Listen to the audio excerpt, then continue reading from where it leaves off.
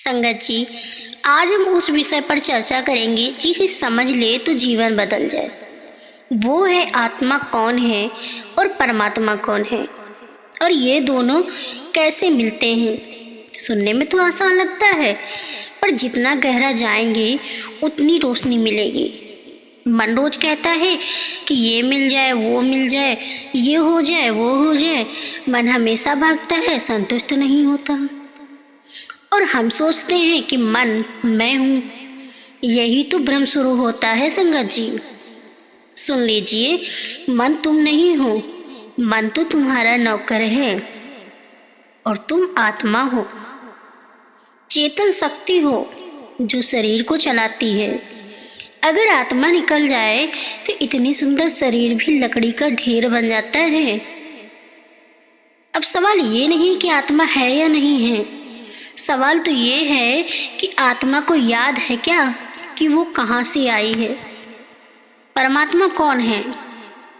जिसने इस सृष्टि को बनाया, चलाया, संभाला, जो कभी जन्मा नहीं, कभी मरता नहीं, जो हर जगह है, हर जगह सुन रहा है। परमात्मा ना तो मंदिर में कैद है, ना ही मूर्तियों में, ना किताबों में। जो हर दिल में बैठा है वो है परमात्मा। सबसे नज़दीक चीज़ वही है जो हमें सबसे दूर लगती है, क्योंकि हम उसे बाहर ढूंढते रहते हैं। वो अंदर शांत बैठा मुस्कुरा रहा होता है। जैसे समुद्र है, समुद्र में लाखों लहरें उड़ती हैं। हर लहर अपनी पहचान लेकर चलती है कि मैं अलग हूँ, मैं बड़ी हूँ, मैं छोटी हूँ। पर सच्चाई क्या है? सब समुद्र से ही तो बनी है ना, और आखिर में समुद्र में ही मिल जाती हैं। ठीक ऐसे ही हम हैं। आत्मा जो हमारी लहर है, परमात्मा ये हमारे समुद्र हैं। खंड से निकलते हैं और ये अखंड से मिलता है, यानी कि अखंड में मिलता है। ये शरीर हमारा नहीं है, ये तो 5 तत्वों की उधारी है संगत जी। धरती, जल, अग्नि, वायु और आकाश। सांस रुक जाए तो शरीर चला जाता है, पर हम पूरे जीवन शरीर के पीछे दौड़ते रहते हैं। नाम, इज्जत, पैसा, शोहरत, कपड़े, मकान, और अंत में सब यहीं रह जाएगा। साथ क्या जाएगा? साथ तो जाएंगे आपके कर्म और उस परमात्मा की याद। मन कभी शांत नहीं रहता, कभी रिश्तों में उलझाएगा, कभी काम में, तो कभी गुस्से में, कभी लालच में। मन कहे ये मिल जाए तो सुख हूँ, मिल भी गया तो मन कहे अब वो भी चाहिए। तुम आत्मा हो, तुम्हारा सुख बाहर की चीजों में नहीं है, भीतर परमात्मा के मिलन से है। परमात्मा तक पहुंचने का रास्ता क्या है? बहुत सरल है, पर मन के लिए कठिन है। नाम, जाप, सुमन, सच्चाई, पवित्रता, भलाई और अहंकार का त्याग, मन पर नियंत्रित करना।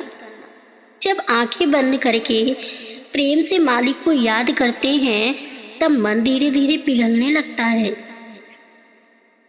और अंदर ऐसी शांति उतरती है जो दुनिया के किसी बाजार में नहीं मिलती। एक बार की बात है, एक चिड़िया जाल में फंस गई। जाल में ही वह फड़फड़ाती रही, रोती रही, संघर्ष करती रही। फिर एक दिन अचानक उसे पता चला कि जाल में एक छोटा सा रास्ता खुला है, पर वो बाहर नहीं निकली क्योंकि वो फड़फड़ाने की आदत में खोई थी। हमारी हालत भी वैसी ही है। दुनियादारी का जाल खुला हुआ है, लेकिन हम मन की आदतों में फंसे रहते हैं। सिर्फ राह बदल लो बाहर से अंदर की तरफ, बस आत्मा परमात्मा से मिलना शुरू हो जाएगा। अब सवाल ये नहीं कि मौत के बाद क्या होगा, सवाल तो ये है कि मौत से पहले हमने क्या किया।